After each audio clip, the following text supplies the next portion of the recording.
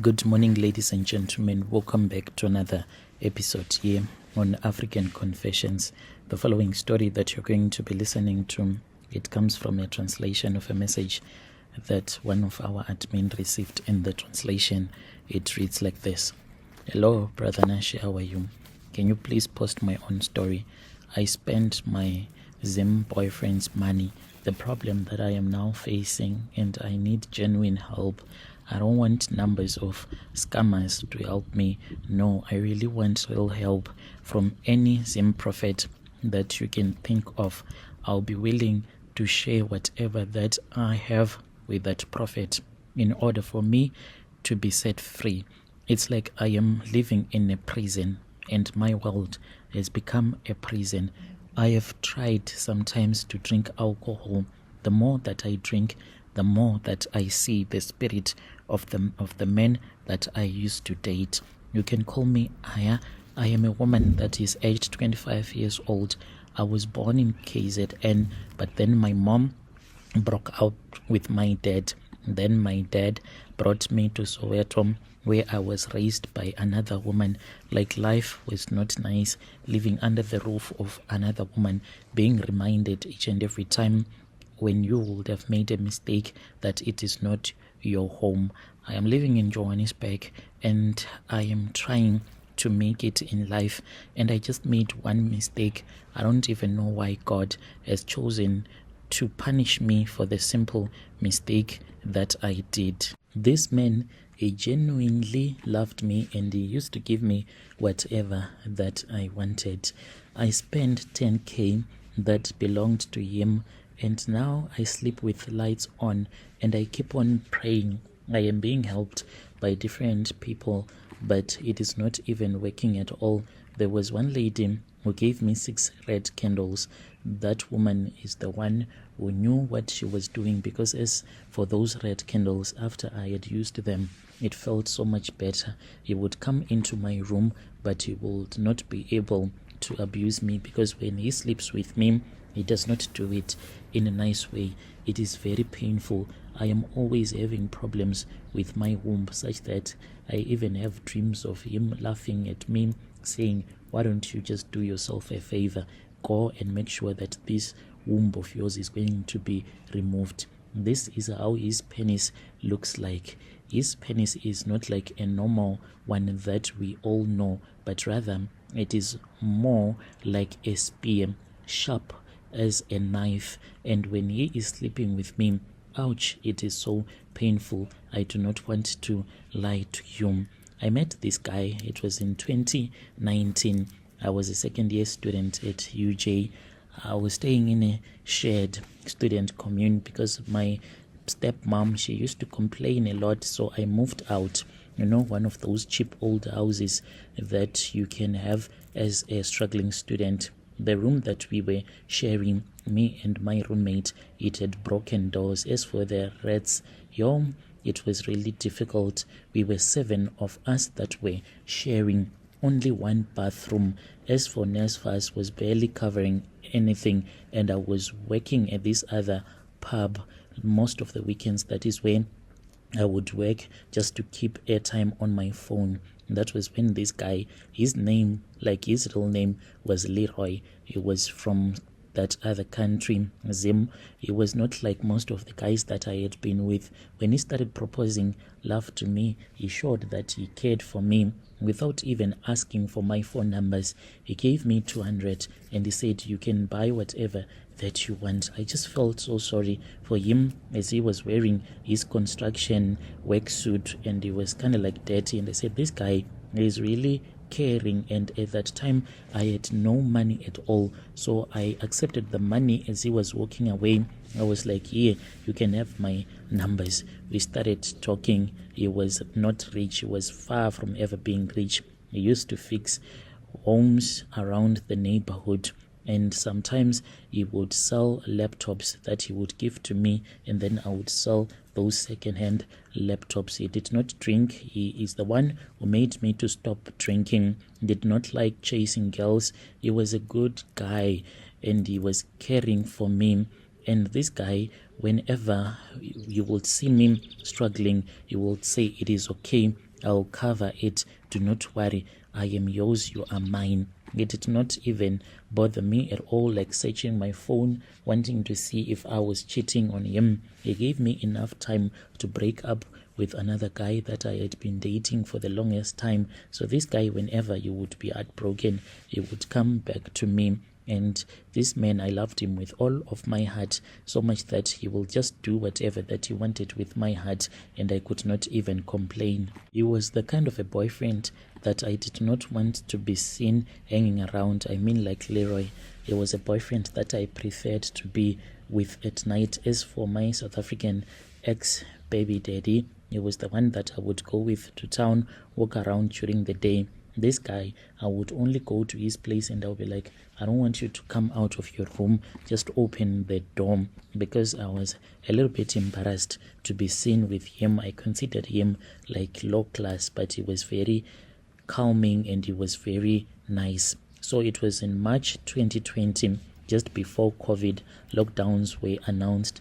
Leroy came to my room. He was someone that was not feeling okay, so he was playing some voice notes. It was speaking in Shona. By the way, I can hear a couple of those words that he used to teach me. He came and then he sat down and he was like, there's this money that I want you to keep for me. I wanted to send this money back home, but there is some problem with my family. Like, I want to send this money, but I am scared that they would end up using the money not for what I want it to be used for. There is 10k inside.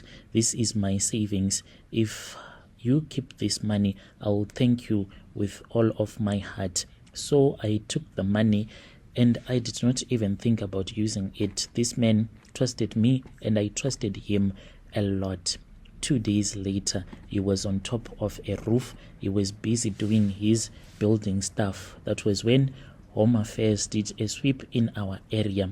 They were chasing after undocumented foreigners, mostly Zimbabweans. I heard Leroy had been taken whilst he was on top of the roof. Some of his guys, they had ran away, that were busy mixing the cement for him, and then he was taken. I tried everything. When I heard that he had been arrested, I called his number until I was told that he had been taken to the police station. Then there was no communication after all. Then later on, I received a message. It was just like, babe, I am now in Musina. They are taking back to Zim. I love you. Aya, can you please keep my money? I'll be back once they drop us off on the other side of the border. So the message that he wrote to me was like, they leave them somewhere outside of South Africa and then they just immediately turn back. And it was like, I am going to be back in Joburg by tomorrow morning if they release us in time. I was like, okay, my love, I'll be waiting for you. So we were even talking because he was like, when I come back, I do not want to drop off in town because I might get rearrested again. Brother, nothing happened. I waited for Lee. I waited. He did not even speak with me on WhatsApp. His WhatsApp was like last seen the time that he had sent me the last message when he was telling me that they were busy processing them on our South African side. 3 weeks later, I got a message from a Zim number. I said, this number that is speaking with me on WhatsApp, who is this person? That was when I was told that Lee had passed away. They were suspicious that he had been infected with the COVID virus. It's like they were not even sure what was happening, if it was COVID or not, but he just collapsed and it was hard for him to breathe. I froze. I tried calling the number. It did not work. I tried his other long-distance cousin, but he did not respond to me. I did not tell them that I had the money. I just wanted to see if this was the truth, because Lee had told me that his relatives, they love money a lot, and he had been in South Africa stuck for a long time because of his mom, with the way that she demanded money from him each and every time. I did not even know where in Zim he lived. His Facebook was not there. Leroy just went like that and he left me to fend for myself. I even cried, shed tears for him. And then weeks passed, food ran out, NSFAS was late, my landlord knocking on me. I opened the 10,000 and then I took only 200 francs.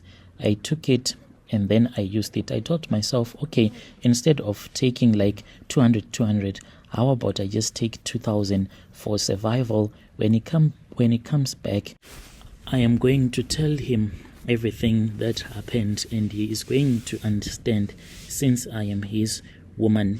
So I took 2k, 1,200 it was for rent, the 300 for Wi-Fi, 450 groceries, 500 it was just for my basic necessities like toiletries. Then my cousin, I was owing him 200. Within 2 weeks, I really do not even know how it happened.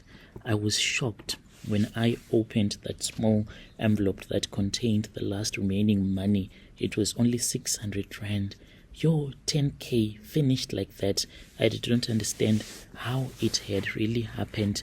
I sat down with pen and paper trying to understand what really had happened to the money, and I could not even work it out until I just said, you know what, it is okay.